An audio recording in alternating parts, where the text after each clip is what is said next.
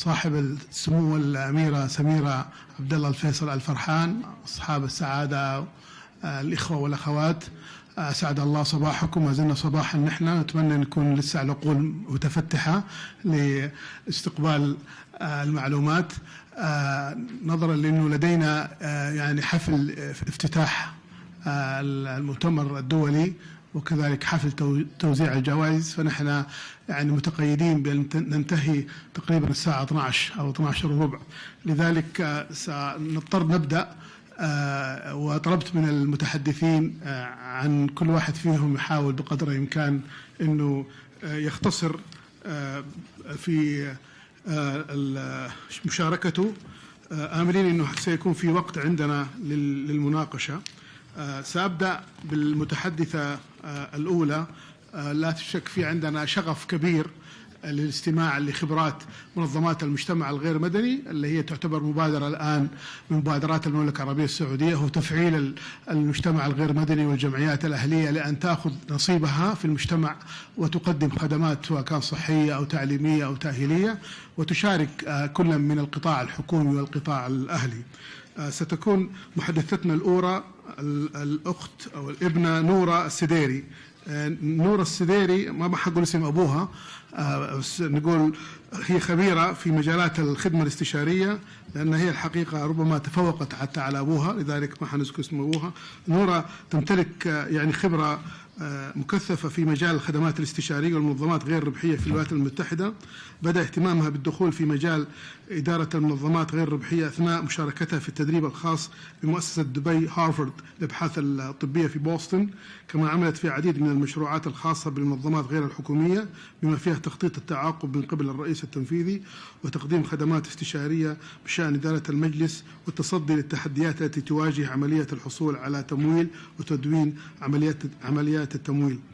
كما عملت لدى شركة دولي للاستشارات في مدينة نيويورك في تنفيذ مشروعات مقدمة إلى جامعة كولومبيا، حيث أجرت دراسات جدوى لتقييم مدى تأثير برامج الدراسات العليا على كل من الخريجين والخريجات. أنا طبعا ما حطول، كثير من ما شاء الله منجزاتها موجودة في الورقة، لكن لاختصار الوقت ستحدثنا يعني الابنة نورة عن جمع التبرعات وآلياتها. تفضلي يا نورة.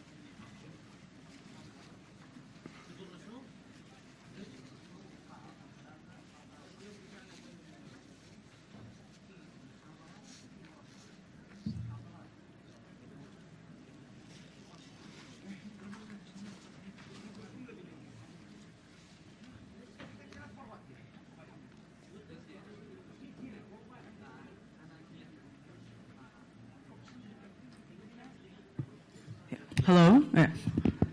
So I'd like to start my presentation with the sources of revenue in the United States. To understand the success of nonprofit in the United States, it is crucial to examine their source of revenue. In the United States, the charities have three major sources of revenues.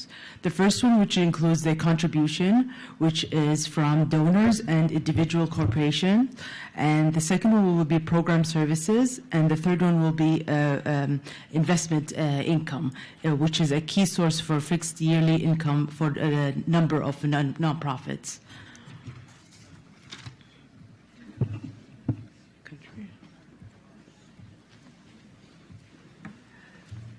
So the importance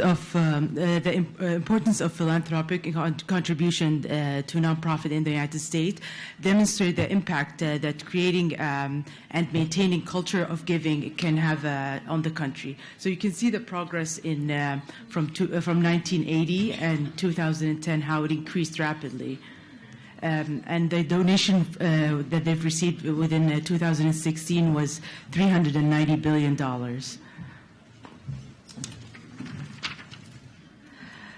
So breakdown of the contribution, the breakdown of percentage of each income sources demonstrate the crucial importance of program service fees, which accounts for 71%, and contribution, which accounts for 22% toward the overall year budget for nonprofit within the United States.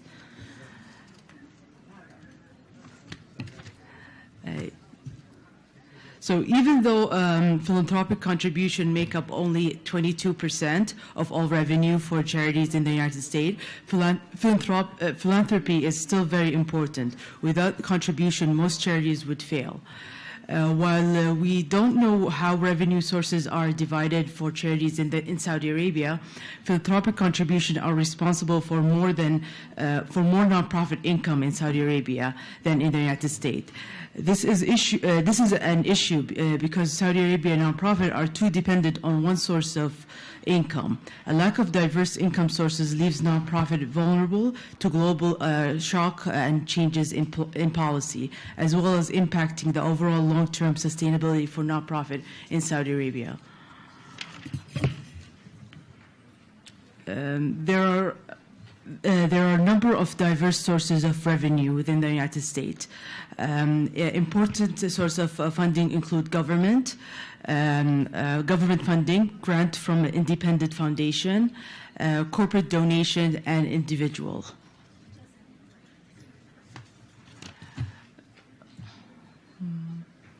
A key source of income for nonprofit is obtaining grant from foundation, businesses, and government. Writing and applying for grants is an extremely time-consuming process. Therefore, skilled grant writing are extremely important source for nonprofits.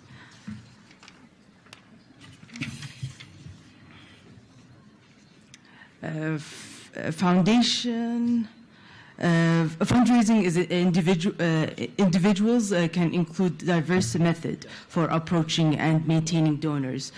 These methods can include letter and email appeals, phone calls, and personal visit. Human outreach is essential to maintain good donors relation. Using the appropriate method for communicating for different donors demographic is also a key takeaway. Social media is a new and essential method for fundraising. Most nonprofits have at least some form of social media presence. 95% of nonprofits have Facebook page, 83% have Twitter hands, and 40% have an Instagram profile. An online presence is considered particularly important for attracting diverse global audience.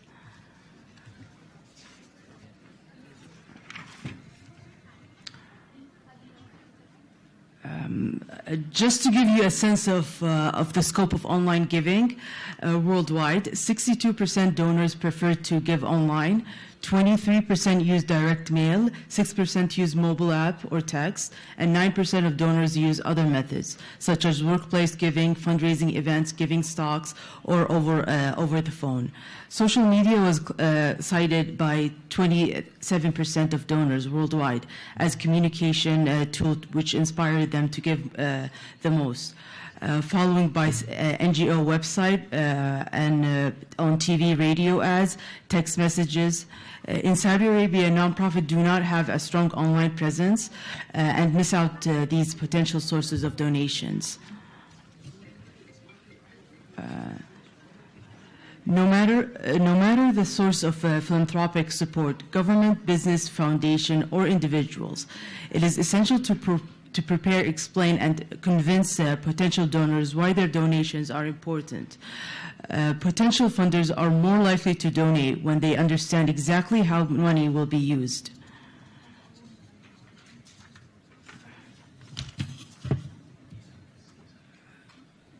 And and fundraising is science.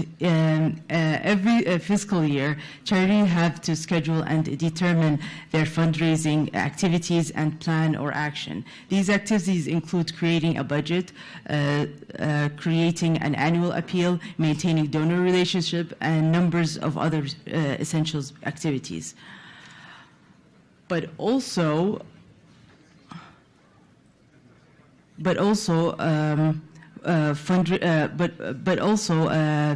it's an art, because staff at charities must learn what their donors are interested in and how best to appeal to those interests. Without those essential knowledge and planning, appeals are less likely to be successful, and maintaining donors could become more difficult.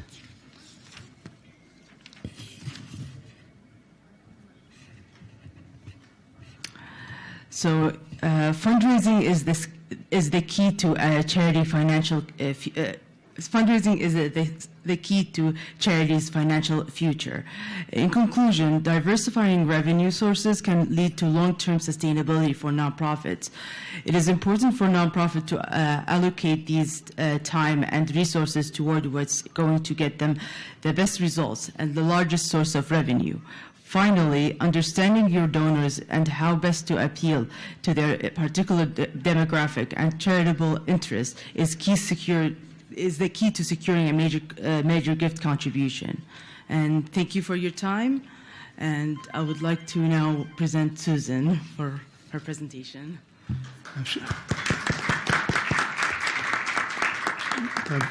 شكرا نور السديري يعني هذا العطاء المختصر والمختزل في عدة دقائق. قلت حقيقة أعطتنا وقت من حصتها.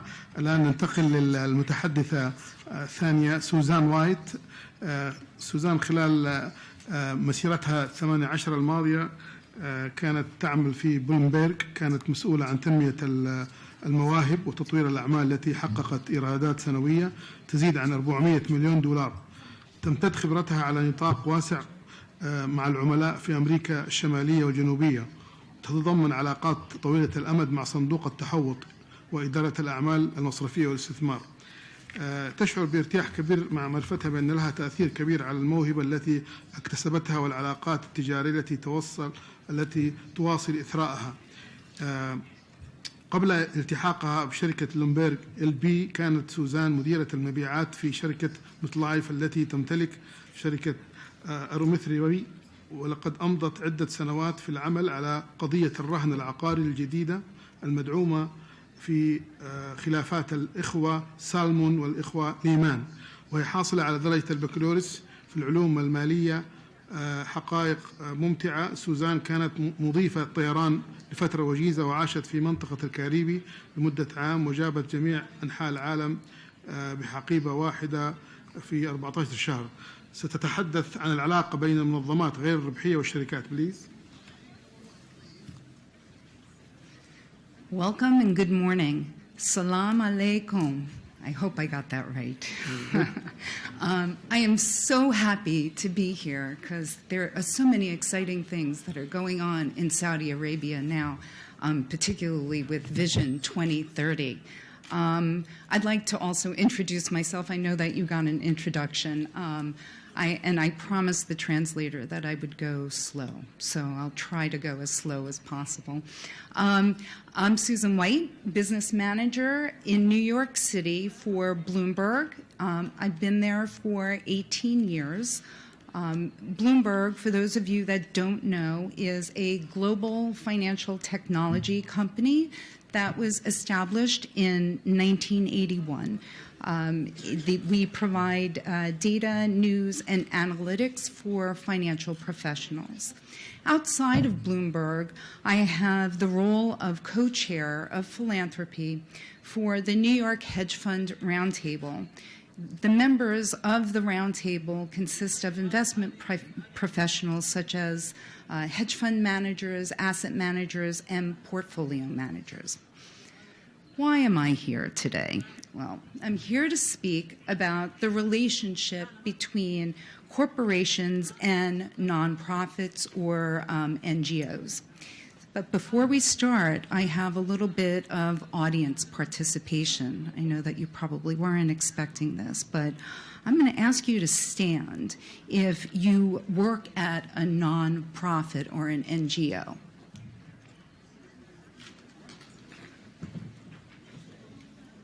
Good.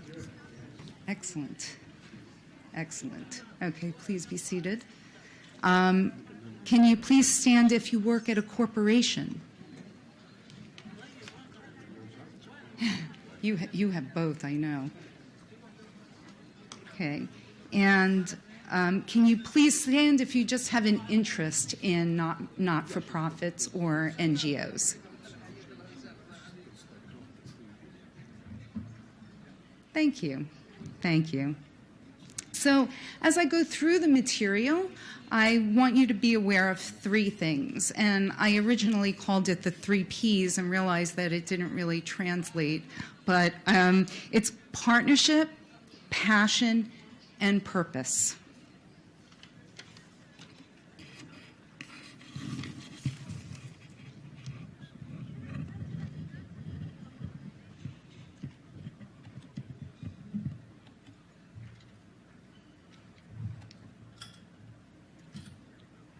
Can you show me how to get to the next slide?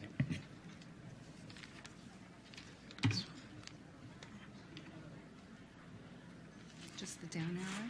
Okay. You might recognize this slide. This is something that Nora had up earlier. And overall, Americans are giving about $390 billion as of 2016. And if we are to translate that into real, that would be about 1.5 trillion.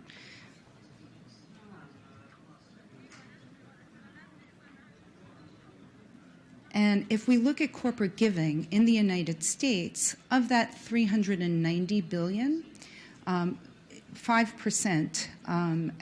it's 5% of all corporate giving.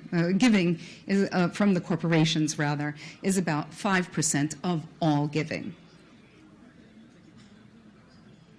And even though that 5% may not seem like much, corporate support is valuable to charities and important for business.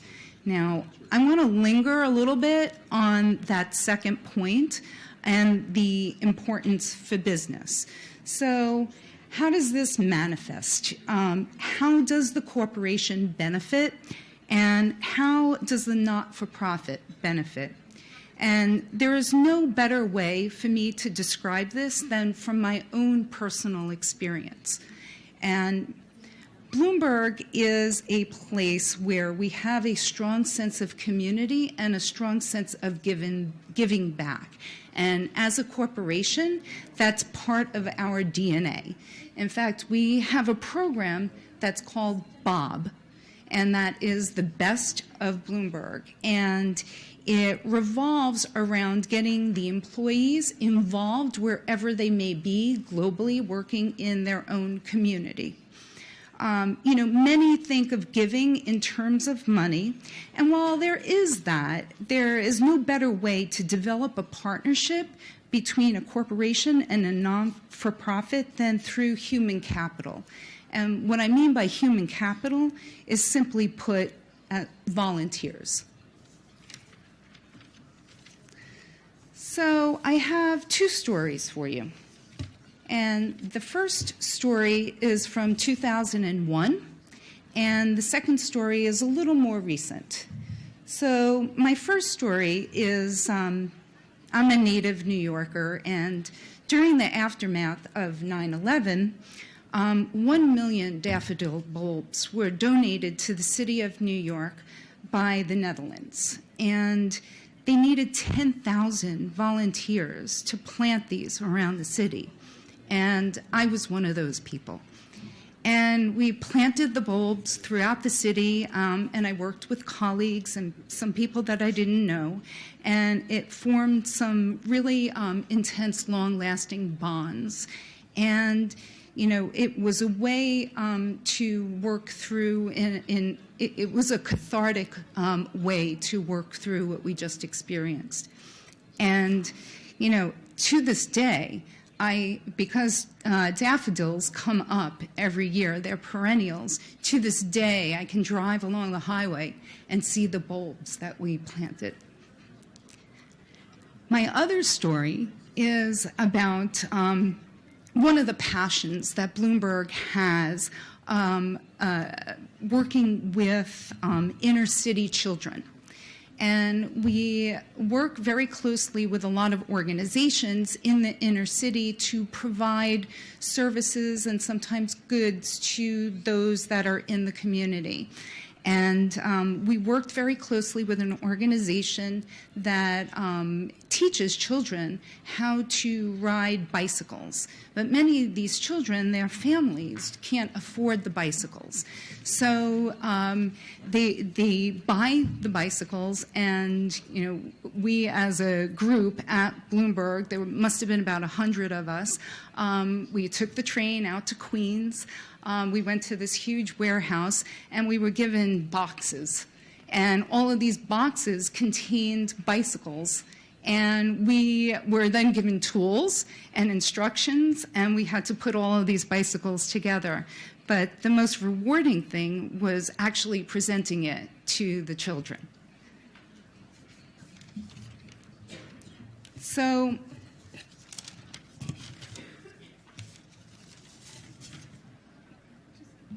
if we take a look, I'm just going to jump ahead a little bit, but if corporate charitable giving in Saudi Arabia were in proportion to what's being given in the United States, businesses would be donating about $1.5 billion a year, or 4.8 billion real. I'm not really sure what it is right now, but Doug may be able to opine on that when he comes up in a little bit.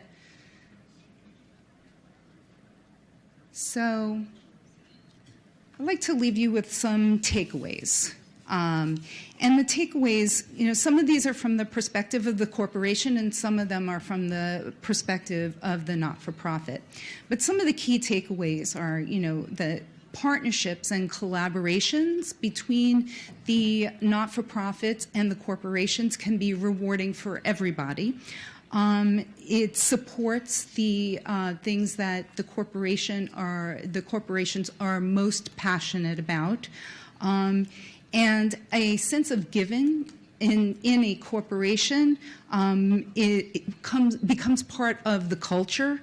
It creates teamwork, it creates purpose, it creates camaraderie, it benefits the community, so everybody wins.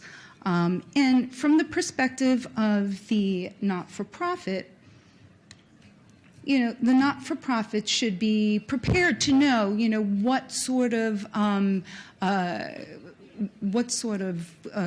goals that corporation is looking for, and what they want to invest in, and what they want to do with the community. So it's very important. From a grant perspective, they should know how much the company normally grants. And they should know, about mission alignment. So, for instance, if you're a healthcare NGO and you're looking to raise money, it probably doesn't make sense to go to a tobacco company. It might be antithesis to what you're actually doing. And so as far as a charity goes, you want to make sure that you're showing the corporation that you're run well, that you're efficient in how you're operating. This is really critical, because if you want to have the partnership with the corporation, they need to know that you either the money that they're donating or the volunteers that they're giving you are actually that it's all being run effectively. And I'm just going to conclude with a couple of things. The collaboration between nonprofits and business is strategically important, and charities can help businesses understand that philanthropy can be good for society in general and for themselves. And of course, I am a product of that, and I thank you. Shukran.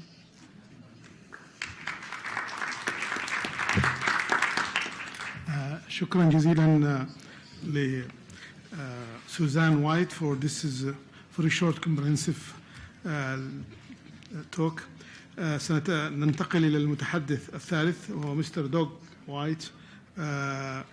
هو مستشار للمنظمات الغير ربحية. هو قائد في المجتمع الخيري للأمة منذ وقت طويل، وهو مؤلف ومعلم ومستشار للمنظمات الخيرية غير الربحية. كذلك هو المدير السابق لبرنامج الماجستير لعلوم الإدارة في جامعة تبرعات بجامعة كولومبيا في مدينة نيويورك. قام بتدريس حوكمة المجلس وأخلاقيات المالية. كذلك هو مؤلف ل5 كتب جميعها في مجال الأعمال الخيرية. قدم دوغ النصائح للمئات من الجمعيات الخيرية بكافة أنواعها وأشكالها منذ عام 1979. اليوم يعمل دوغ عن كثب مع منظمات مختارة حول اتخاذ القرارات الأخلاقية، حوكمة المجالس، جمع التبرعات، وكذلك مع الأفراد الذين يرغبون في فعل الخير ويعلموا أن هباتهم تستخدم على الوجه الأكثر. سيتحدث عن الهدف والوعد من الجمعيات الخيرية في المملكة العربية السعودية. Please, floor for you. Thank you. Salam alaikum. And thank you in English for having us. We just got here a few days ago, and we can see already how wonderful Saudi Arabia is and how general and hospitality-driven the people here are. And I want to extend a personal thank you for your hospitality. It's very nice to be here. And it's here that I want to talk to you about nonprofits, or as you know them, non-government organizations. Almost 2 decades ago, in the 1830s, the early 1830s, a Frenchman by the name of Alexis de Tocqueville came to the United States. He went there to study the prison system, but he ended up studying much more than that about American society. One of the things that he discovered was that there were these curious, as he called them, associations in small towns around the United States. And this was back in the 1830s when the United States was very, very poor.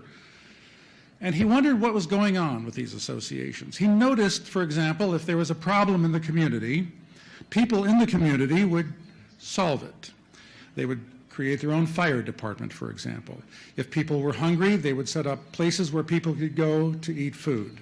They weren't formal organizations, they were just associations, as he called it, efforts on the part of the local community to help their own.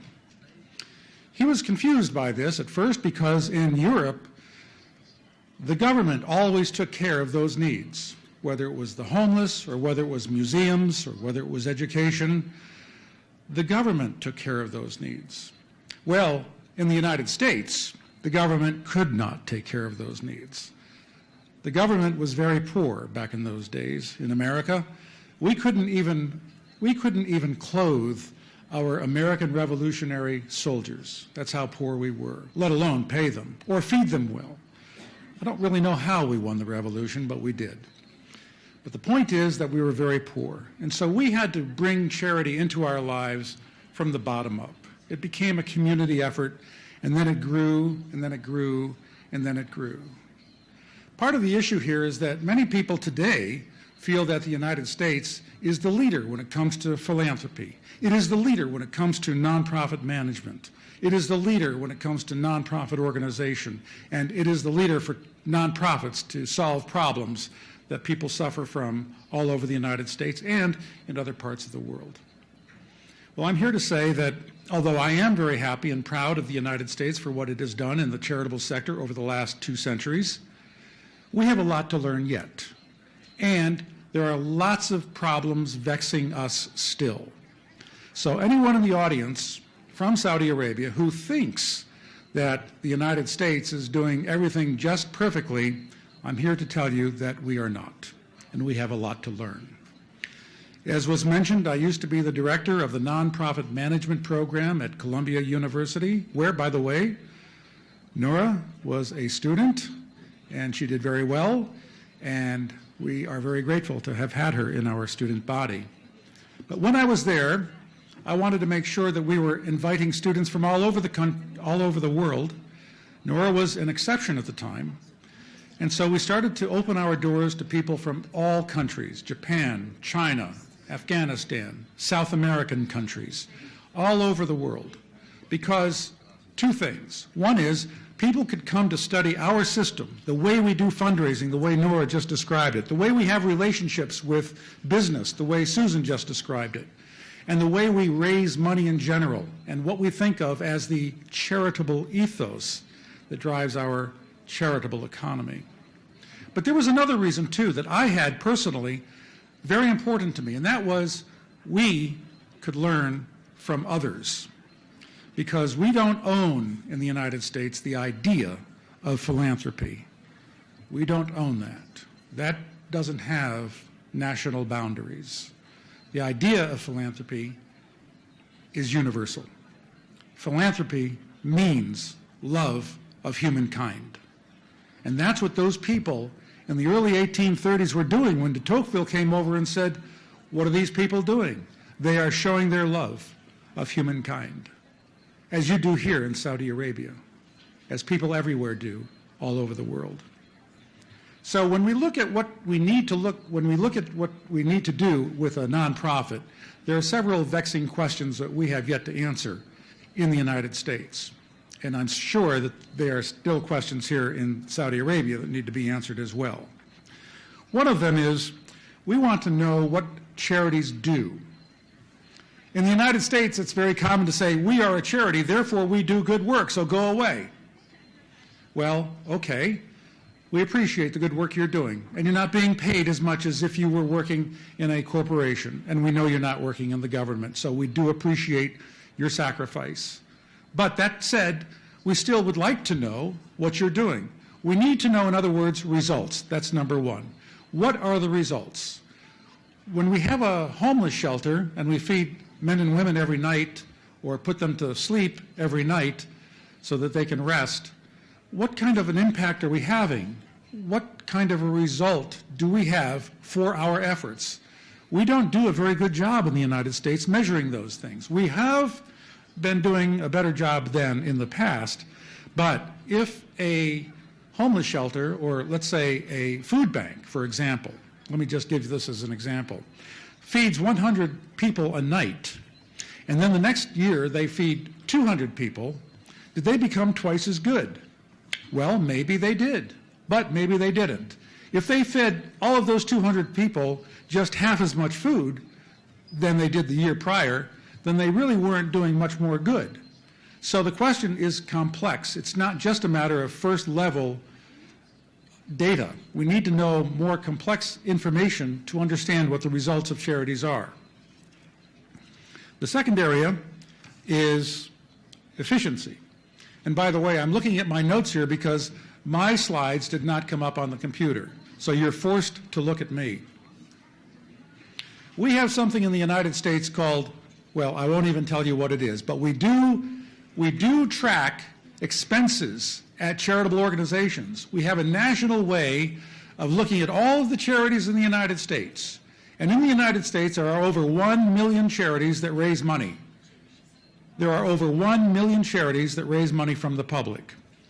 And so the question is, how efficient are they? How do they use that money? If I give $100, or let's say 1,000 reals to a charity, how are they using it? Are they actually feeding those people? Or are they inefficient in the way they spend their money? Now, this has been a big conversation in the charity world for the last 2 or 3 decades now, because a lot of people want to see the money go toward the homeless person, go directly to the food. Well, that's important, and that's laudable. But we have to keep in mind that people have to run the charity. And as large as the charities get sometimes, the administrative costs become more and more. And so there's this tension between how much money is going to actually serve the poor as opposed to how much money is going to support the charitable activities, the administrative activities of the charity. And so if there's too much going to the administration, then there's not enough going to feed the poor. But if there's too much going to the poor and not enough to the administration, then the whole system won't work well. So there has to be some balance, and we don't know what that balance is in the United States yet. And I don't think we ever will. It's a healthy tension. But we do want to make sure that a good portion of what we give to charity ends up going to charity. We want to make sure that the people who are intended to be helped get helped. So efficiency is a very big deal. So we do take into account fundraising costs and overhead and programs. Those are all areas that we do monitor. And there's no, yet anyway, no one way of knowing whether a charity is really perfect or less than perfect. The third area is accountability. And this has a lot to do with transparency and the ability for the charity to actually tell people what's going on. A moment ago, I told you we have this national database where we tell the charity, the public, basic information. How much is going to overhead, how much is going to program. But that's very basic. And so as a donor and as a society, we need to know more because it's important. And so the accountability question is something that American charities are starting to get used to only now, and not all of them. So we want to know where the money is going. And a couple of years ago, a news article was titled "The 50 Worst Charities in the United States." It is not a list you want to be on. And what the authors of the news article wrote about was how much money was being wasted at these charities, and more importantly, because I just mentioned that a moment ago, how much they were hiding from the public. So the public couldn't know this. Even though they were filing the reports that I mentioned a minute ago about the national database, there was still a lot of secrecy. And so this reporter went into these organizations to find out what was underneath all of those big numbers, to find out what was going on in terms of how it was being spent. So the question there was, how accountable were these people who were running the charities to the public? And that's a very important issue in the United States, and it is here too. Charities are what we call the third sector of society. There's government, and there's business, and there's the third sector, the nonprofit sector. And oftentimes we say, well, government and business is where all of the action is. Well, in lots of cases that's true, but where would we be without the charitable sector here in Saudi Arabia? Where would we be without the charitable sector in the United States? As Nora pointed out, 22% of the money that charities get comes from the public through contributions. If charities didn't have that, they would go out of business. And if they went out of business, more people would not be fed. More people would sleep in the streets. More people would not be educated. Lots of things would fall apart. A very important part of the fabric of society is what the nonprofit world does. And in the United States, that's becoming more and more known, and throughout the world, that is becoming more and more known. I have spoken in Europe, in different countries, and although the tax laws are very different, and the culture is very different, and the customs are very different, there is one constant, and that is these people are trying to help their own. They're trying to help other people. Remember a moment ago I said that philanthropy is universal. It is the love of humankind. It is the ability and the desire to help one another. That knows no national boundaries. It knows no custom boundaries. It knows no tax law. All it knows is what is in the human heart. And that is really what it boils down to. Now, as Nora said, when we talk about charities, there's a lot of complexity within that. There is more than just the human heart going into the process of making a successful charity, but without the human heart, the charity doesn't exist. So finally, we go to the question of what I think is most important in the United States, charities, and I think in charities all over the world, and that is the question of trustworthiness. The idea of trustworthiness is a little difficult to put your fingers on because you either do or you don't trust someone. It comes from your head and your heart and a combination of all of that. There is an organization in the United States that does say its most important benchmark for judging a charity's worthiness is its trustworthiness. That means basically that the people who are running it are not only doing a good job, but they're also telling you the truth when they don't do a good job or when they fail at something. And it's also true that failing at something isn't always a bad thing. When you try to do something very bold and you don't succeed altogether, that doesn't mean you're bad. You may have failed by your goal, but that doesn't mean you've done a bad thing. And we need leaders in our charitable organizations to understand that, taking risks and trying to do bold things. We are, after all, trying to improve society, and that's what it's all about. So, finally, the title of this, and you haven't seen this because the slides have not been up there, but the title of this talk is Impact, the Purpose and Promise of Charities in Saudi Arabia. Where would we be without charities? If de Tocqueville could look forward from 1830 to 2030, which is just a few years away from now, what kind of a world would he have seen?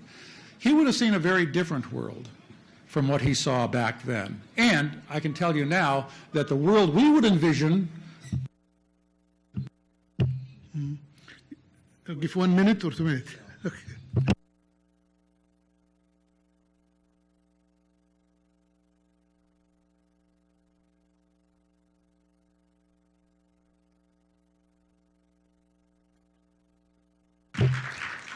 Thank you very much for your talk. I know you have a lot to learn from you, but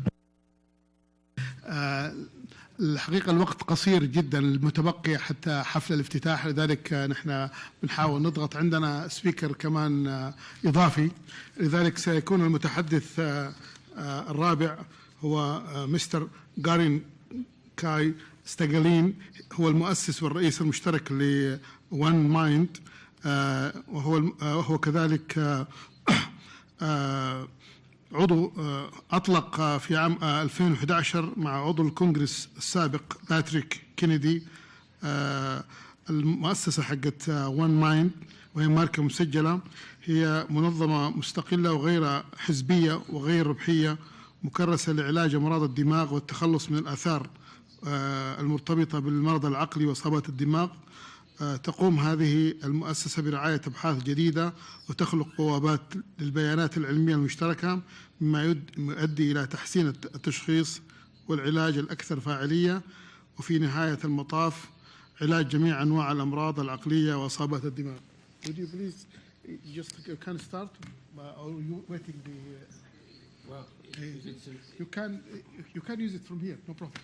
You don't need to be in the stage. Go ahead and start from here, just to save time. All right. So, are they working on connecting my slides here, or what? What are we doing? We just ask the guy then whether he will come. The presentation is quite a bit better with the slides. To be in the screen, you mean? Yes. Do you not need slides? No slides. Maybe he should go next. Okay, you want to start? Yeah. As you like. It's up to Yeah. you. Or she wants to start because she told me that.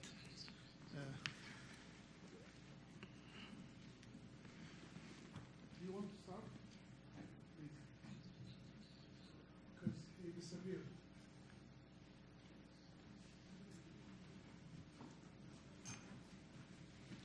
كان ممكن سهل نسوي لها بلوك ولا؟ Do you know how to do this? Here. It's right here.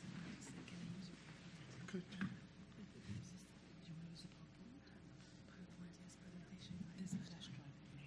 Are you starting first? No, We already introduced him, so if he can. Okay.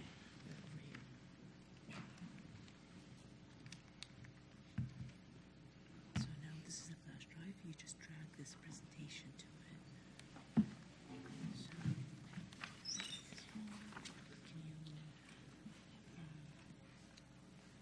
It's an attachment here.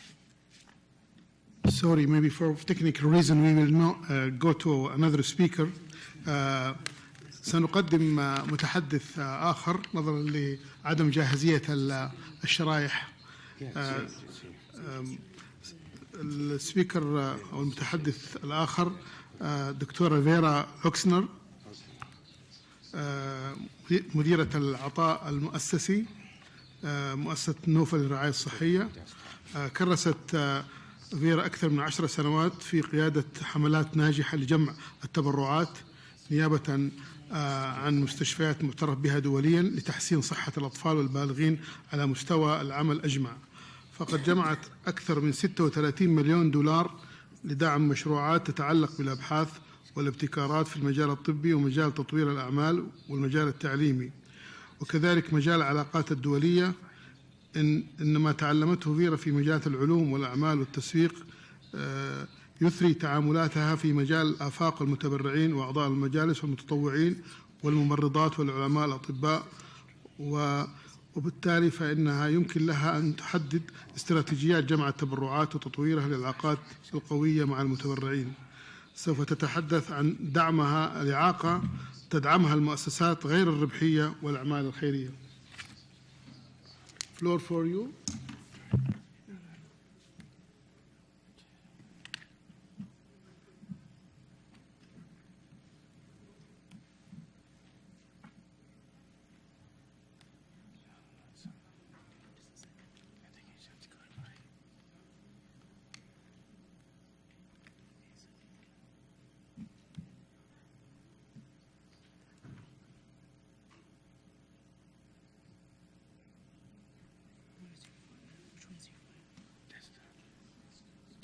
قد يكون الوقت قصير بعد كده للأسئلة. أنا برضو يعني أقترح أنه في البريك كما ذكرت سابقا أنه في حفل افتتاح المؤتمر الدولي الخامس، وكذلك أثناء الحفل في توزيع جائزة الملك سلمان لأبحاث الإعاقة، وبالتالي نحن يعني للأسف ما نستطيع نأخذ وقت، وإن كنا نريد أن نأخذ وقت من وقت البريك للأسئلة، إلا أنه حسب توصيات وتوجيهات اللجنة المنظمة بأن ننتهي حتى يعني نلتحق بالقاعة الرئيسية، قاعة الاحتفالات الرئيسية.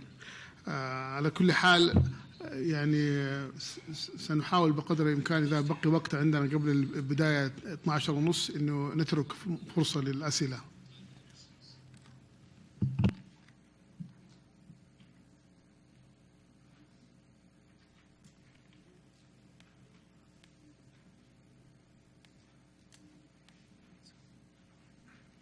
Okay, so this is the flash drive. All we need to do right now is drag your file here. Okay. So, does it say your name? This is Shall we go to the third speaker? Easy, up to you. Because he can talk from the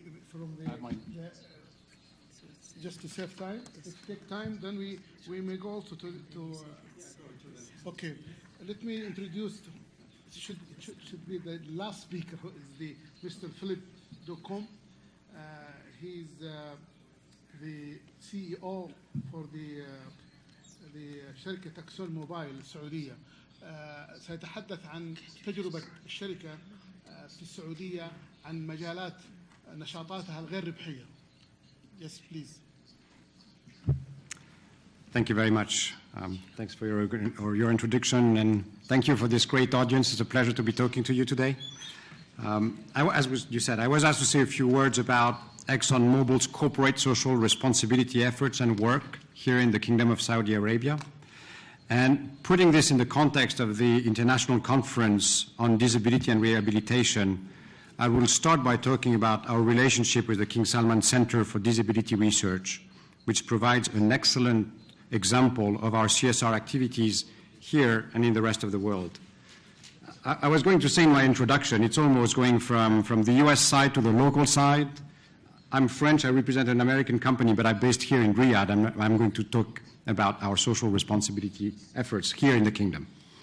ExxonMobil Saudi Arabia is proud to be a founding member of the King Salman Center for Disability Research, which since its inception has effectively changed the lives of people with disabilities by providing them with the tools and necessary support for becoming a productive member of the society. We're happy to see the progress made by the Center in basic and applied research, as well as the application of the new knowledge to benefit those living with disabilities.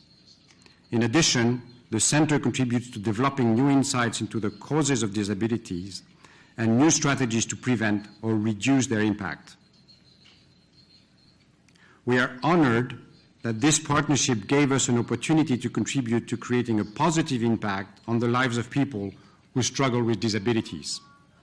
We understand that making a lasting impact requires setting a clear vision, establishing long-term goals, and creating detailed action plans.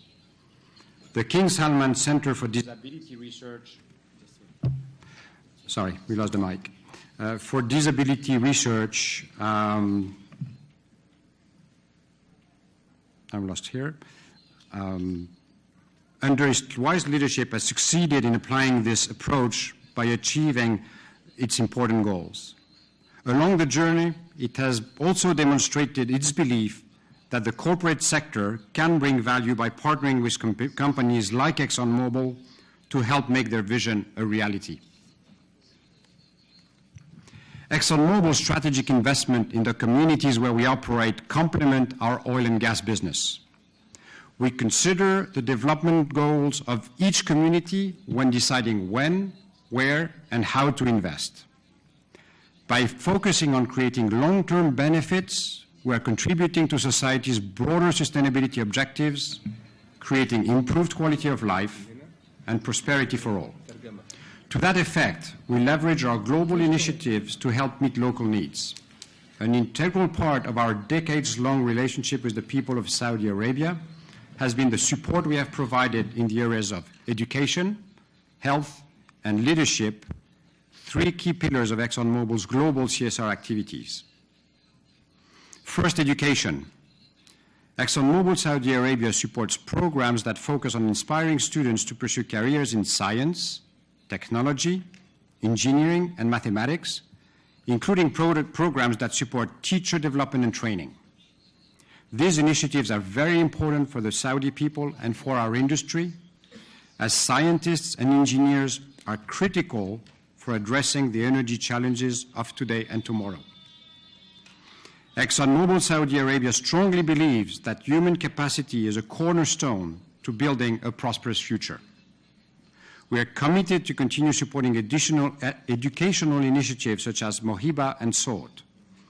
Mohiba is an organization that partners with schools and universities throughout Saudi Arabia to enhance the educational opportunities and attainments of gifted Saudi students.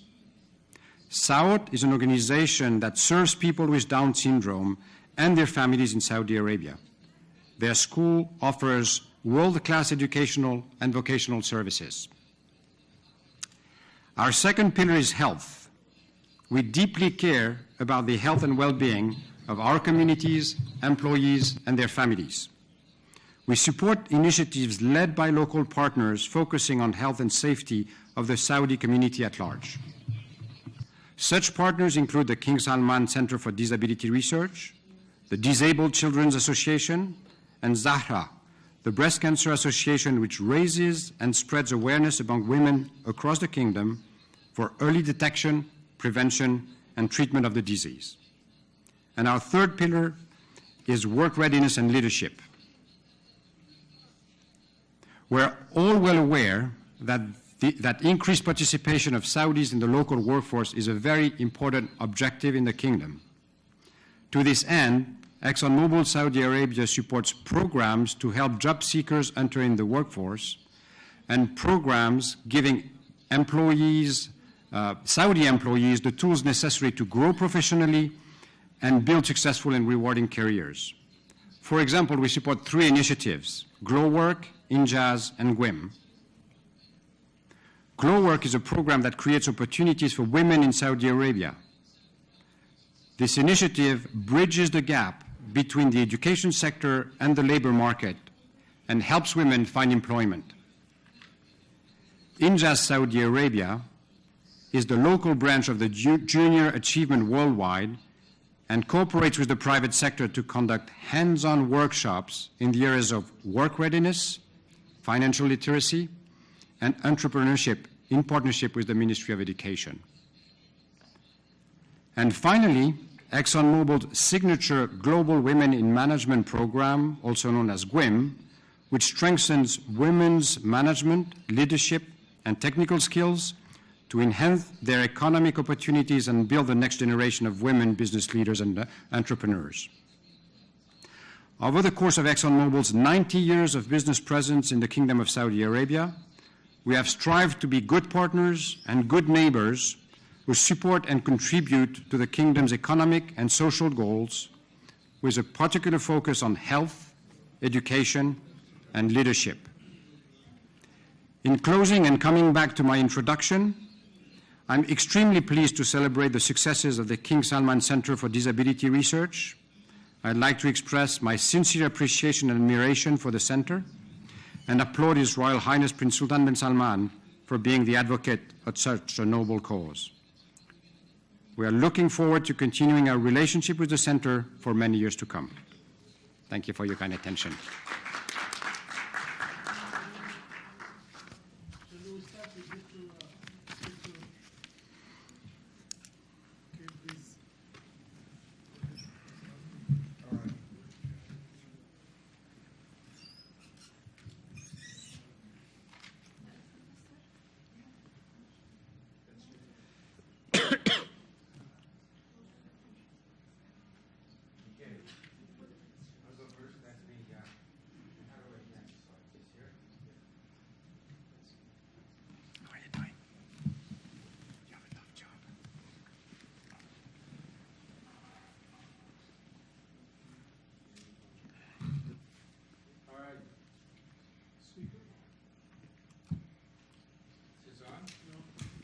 Now we're on. All right. Thank you.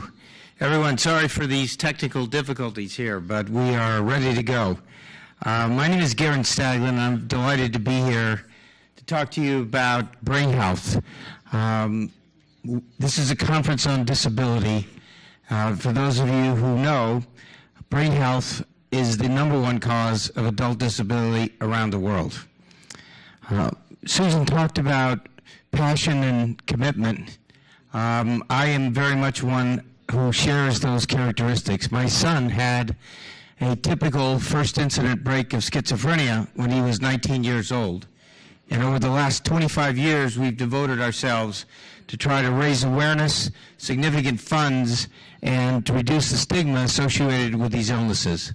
I'm going to share with you today some programs that are now pushing the boundaries of what I think is the most important next step in this effort, and that is to actually collaborate on open science principles around the globe to allow us to go faster on what is the biggest unmet medical need in the world.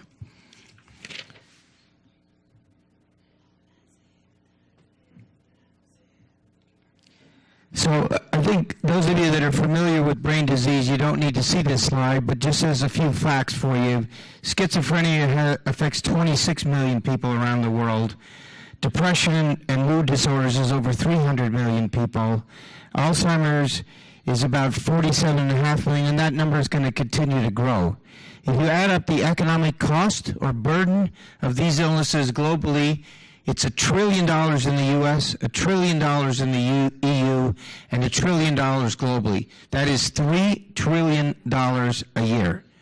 And that number is going to continue to grow if we don't do something about it. The World Health Organization has characterized a term called disability-adjusted life years. Mental illnesses generally affect people when they're much younger, in the area of 15 to 44 years old. You can see that mental illness is way above injuries of any kind, alcohol, cancer, cardiovascular disease, etc. Clearly there's a need for us to do something about it. And we need the best science to go after this. Phenotyping, which is the characteristics of people, structure, connectivity, all of these things are giving us insights into the brain that we didn't have many years ago. I'm giving you some gee whiz kinds of slides here to show you the technology that now exists today to actually give us physiological evidence of the brain by lighting up circuits, by understanding structure, and by being able to look at a person who's sick and who's well and tell the difference between them and use it on a predictive basis. We at One Mind are fostering this. If you get one thing out of my talk, it's this. Open science and global collaboration is the only way we're going to fix this most complicated organ in the body.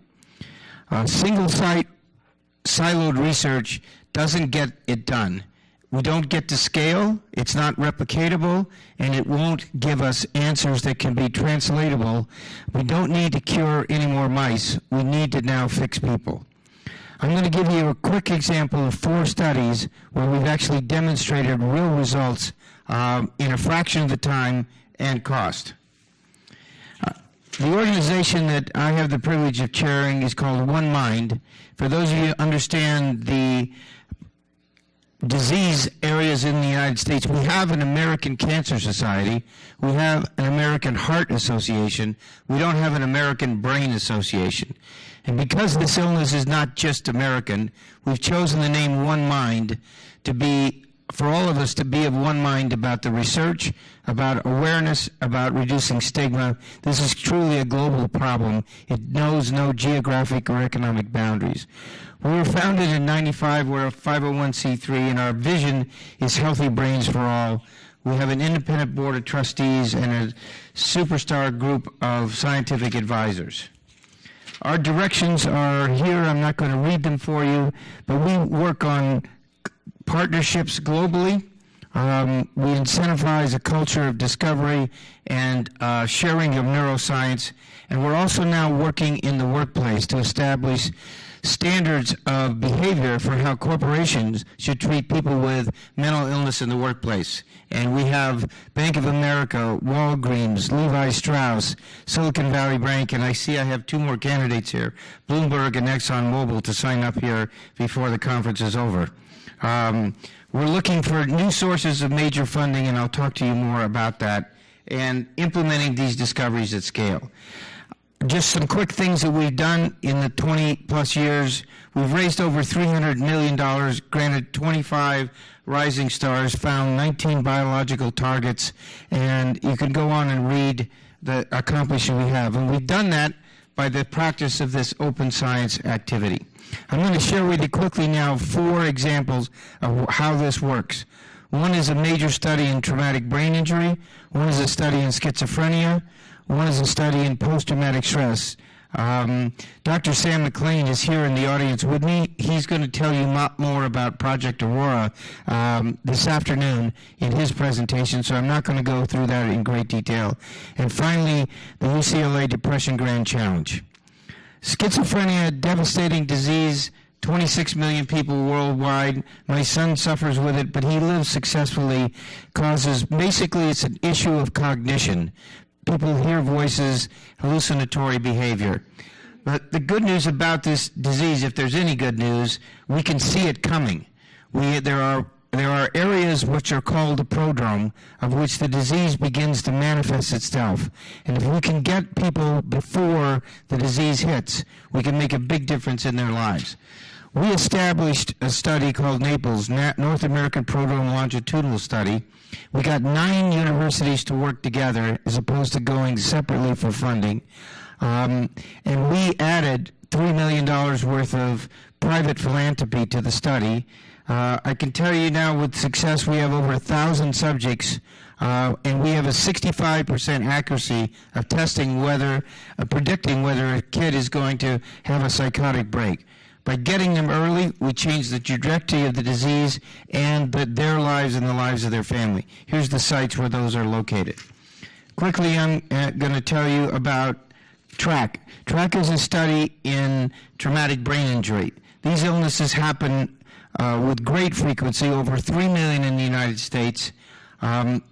We established a study group of 19 sites, which is now expanded to over 30, to really look at diagnosis, better diagnostics. Today, all we have is a verbal test that tells you whether it's mild, moderate, and severe. Clearly that isn't good enough. With over 3,000 patients enrolled to date, we've now actually developed a precision approach to TBI. We have, within the FDA, approved biomarkers for both blood and imaging. So picture this on the side of a football field or a soccer field, a handheld device that with 3 drops of blood will be able to tell the level of concussion severity and whether or not an MRI is necessary or whether they can really go back on the field. We did that in 1/3 the time and 1/5 the cost of what normal clinical trials would cost, and we did that because we got people to work together. This is the study that Dr. McLean is going to tell you about. It's a $40 million, 5,000-person study, of which we have added or will add over $7 million in private philanthropy. These sites around the country are now working together on common data protocols to allow us to get to the same goal, better diagnostics and better potential treatments for these illnesses. The final one I'm going to tell you about is depression. By 2030, this will be the leading contributor to the global burden of disease. It's the largest risk factor for suicide. It touches everyone. Severe mood disorders lead to suicide more than anything else, and are very debilitating and probably affect 20% of the workforce. We've got UCLA to take on this grand challenge to do three things: find the biology, abate the depression, and deploy new understandings. We're collaborating with Shanghai Tong University, Oxford University, and the Weizmann Trust. We are doing full genomic screening of 100,000 people, and we're going to follow them with remote and mobile testing devices so that we can see disease progression as well as therapeutic effectiveness. And we've broken it down into four major categories of work. This effort will take over $500 million to accomplish over the next 10 years, and we're well on our way. I'll end by just telling you we are looking to do the following things in the future. We're working with the World Bank to actually issue a social impact bond to dramatically accelerate research globally. I've got $10 billion down here. That's the number that we're looking at. Given the $3 trillion annual burden of disease, this is not going to be hard for us to prove. We hope to have over 1 million employees under these pillars of success. We're going to launch a new project in psychosis, and Ken Burns, the noted documentarian, is now going to do a 3-part series on the brain, which we're helping him with.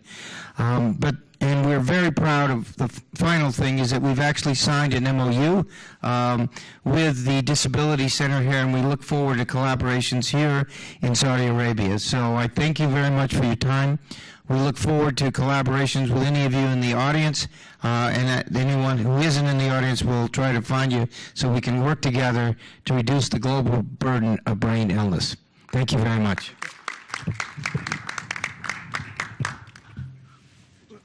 Thank you, Mr. Staglin. I think we will move to the last speaker, Dr. Vera Luxner. I hope you know the slide ready right now. Yes, 1 second.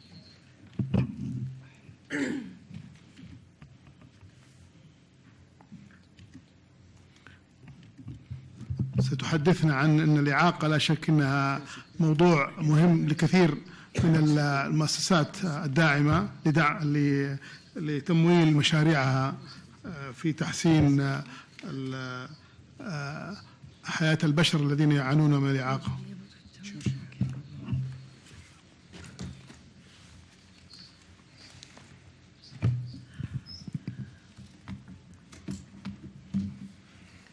Assalamu alaikum. Good morning to everyone. I'm sorry for the technical issues that we had, but it seems that now it's under control.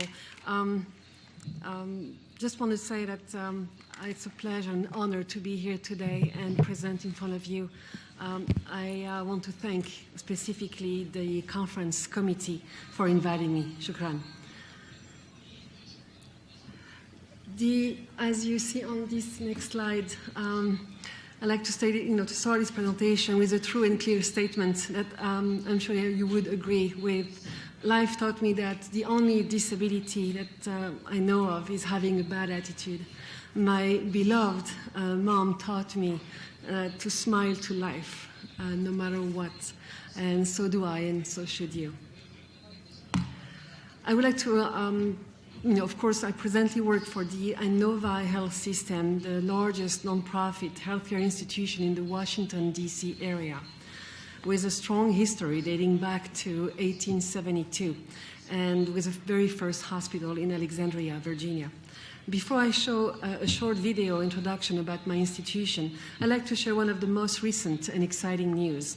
In late 2016, Innova and the University of UVA, Virginia Health System, announced a new partnership for the development of a regional UVA School of Medicine campus at Innova Fairfax, as well as the development of a global genomics and bioinformatics research institute, again at Innova Center for Personalized Health.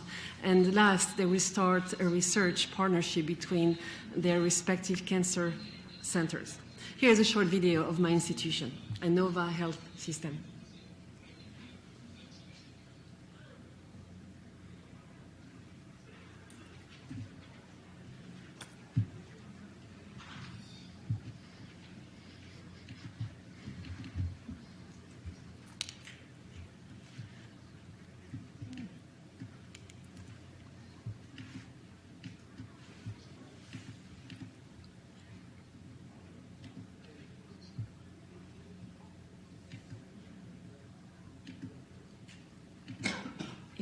If it doesn't work.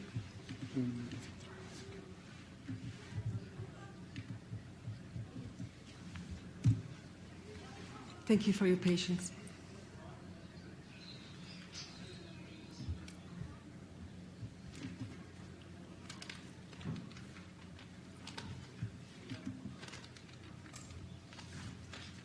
Let's start.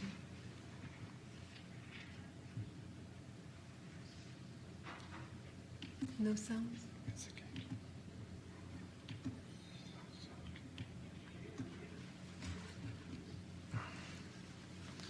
There is no sound probably.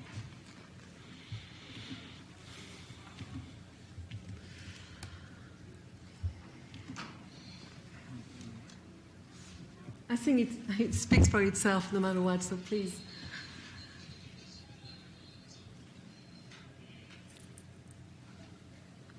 And over 400,000 its services.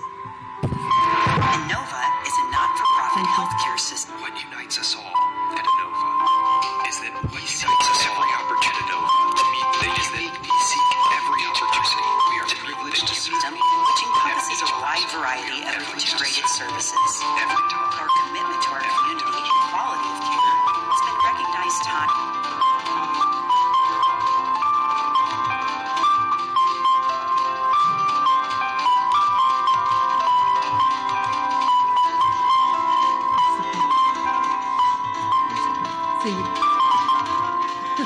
Hopefully you can stop it.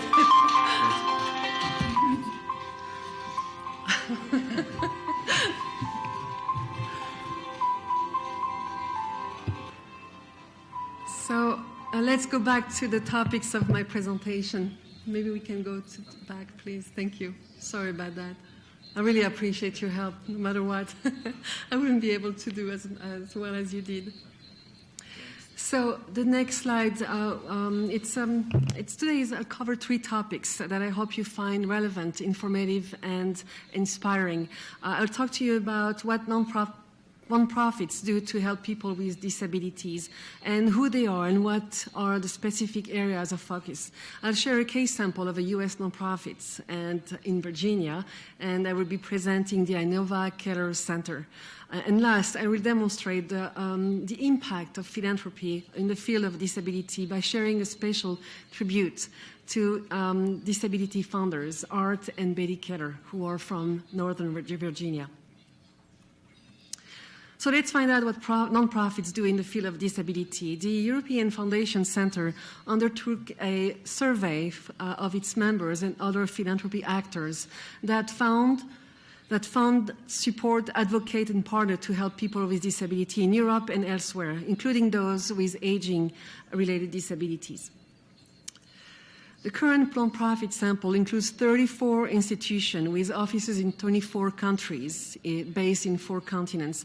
Some are also established in other world regions, including Southeast Asia, Africa, North and Central America.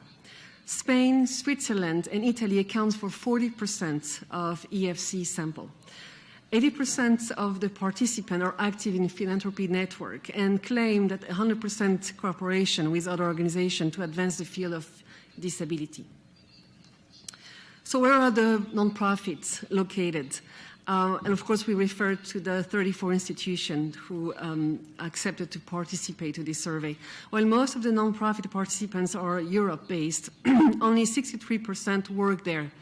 This means that not more than a third of the survey participants are active in other world regions, including Asia, Pacific with 15%, Africa 8%, Latin America 8% as well, and the US with only 2%. Just please note that only a very few US-based prominent nonprofit participate in this survey, yet many of them, I heard, were invited.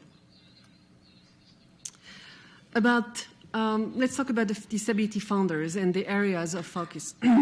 About 38% of the participants are specialized funders and operators that only support disability-related issues. Of those, 62% address disability within other thematic areas that form the core of the missions and programs of their individual organizations. These findings show that disability is clearly an across-the-board issue that can be addressed with any foundation program supporting inclusion, diversity, education, employment, arts and culture, healthcare, or any other aspect of life. Of the 21 issues identified by the survey, improving accessibility tops the list. Education and employment are ranked near the top. Whether or not they support children's education or have established a master program in higher education, a trainer center, or a social enterprise. Other issues include aging, autism, technology solutions, social integration, fighting poverty, followed by housing, gender, humanitarian aid, cultural activities, tourism, rare disease, and rights. So who benefits from nonprofits? Most respondents say that support all population groups without distinction. Over 1/3 of nonprofit samples stated that they specifically support children and youth, which includes the case sample that I present next. Other target groups are people with disabilities, including vulnerable economic groups and people with intellectual disabilities. A few others cater specifically for the elderly, women, girls with disabilities. Looking over the responses from this sample of nonprofits, a few trends and patterns can be seen in regards to the challenges they face. Finding the right partners for project implementation, locally and abroad, the capacity to train the trainers to apply changes and new policies, changing mentalities in society about disability and accessibility. And the last one that came across is attracting new founders willing to engage at international level to influence perceptions and changes. Here's the list of all the participants of this EFC survey that I found very informative, and I hope you did too. Now, the next topic. For the next topics, I'd like to share with you a case sample of a U.S. nonprofit organization located in Virginia, the Inova Keller Center. Inova Keller Center is Northern Virginia's premier provider of comprehensive behavioral health services to children and their families. It was established in 1991 upon the vision, the partnership, and support of a disability funder, Art, the Keller family, Art and Betty Keller. The center's unique approach focuses on caring, supporting, educating, and empowering children and their parents. I'm proud to share that we serve children and their families regardless of their ability to pay for the services. The need for mental health services for children and teens is significant and growing. And the Keller Center has served this vulnerable population for over 25 years and will continue for many years to come, inshallah. Besides caring for children, the Keller Center's experts also conduct research projects and partner with other institutions to advance the field of disabilities. The Keller School, within the Keller Center makes it possible for children with severe disabilities to attend a mainstream school, where they learn with professional support specifically tailored for their needs. The program aims to stimulate inclusive education in the classroom where children enjoy education adapted to them, playtimes, lunchtimes, and physical activities as well. For the last 26 years, actually, to be precise, Inova Keller Center has provided comprehensive behavioral health services and programs to children and families in Northern Virginia. Inova Keller Center understands that investing in the emotional and mental well-being of our children is an investment in a healthy and stable community, nation, and world.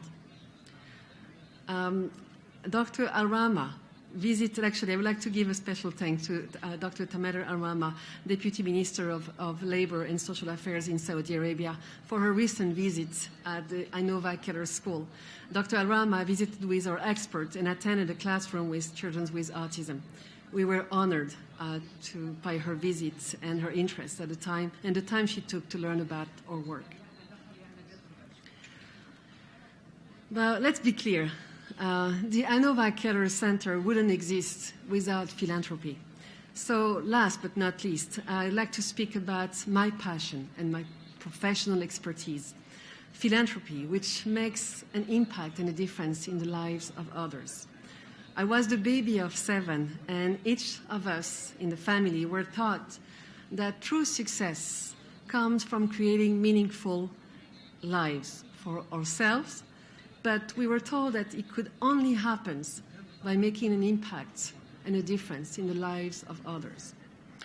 This is what Art and Betty Keller achieved in their lifetimes. In the late 80s, they acknowledged the gap in mental health services and programs for children and their families. As a nonprofit organization, philanthropy plays a critical role to provide services to families who can't afford the services. Giving to Inova Keller Center leads to changing children's lives. This is where I played my part as a fundraiser, and it is achieved through identifying partnerships with foundations and corporations, through annual fundraising events, international advancement programs, as well as major and principal gifts. No matter what the size of the gift received, it contributes to supporting the changes in the field of disability and mental health care services. Here is a tribute to Art and Betty Keller, who led the launch of the Inova Keller Center thanks to a first gift of $1 million in 1991. And I would like for you to see the video. It's a tribute video to Art and Betty Keller.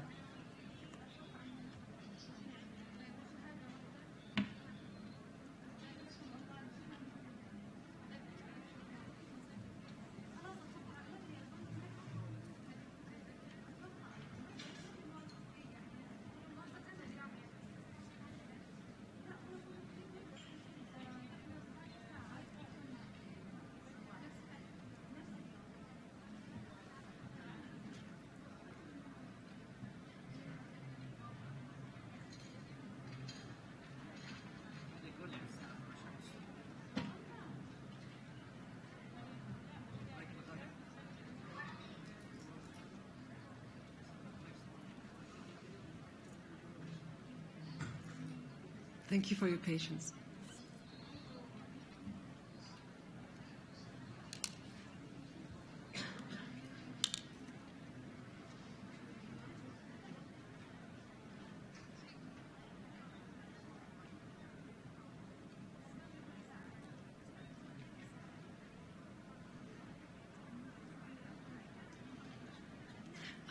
That's slide number 2020. It didn't work?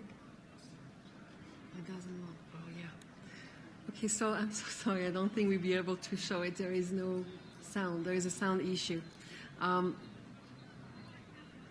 So I want to thank all of you for attending my presentation. Shukran. And a special thank you to our wonderful and hospitable host and the conference committee. Thank you.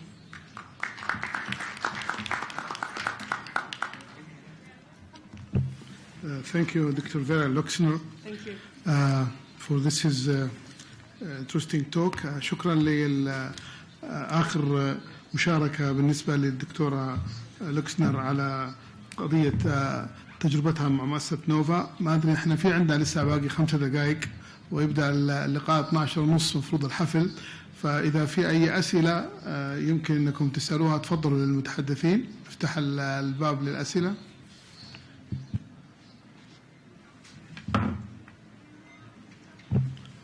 I'd like to thank our distinguished speaker for this interesting session. However, we still have 5 minutes before going to the main hall for the opening ceremony. So if you have any questions from the audience, please. If not, then we close the session, and we like to thank, in the behalf of our organizing committee, our audience, our speaker, for their active and valid contribution, and thank you for your attendance.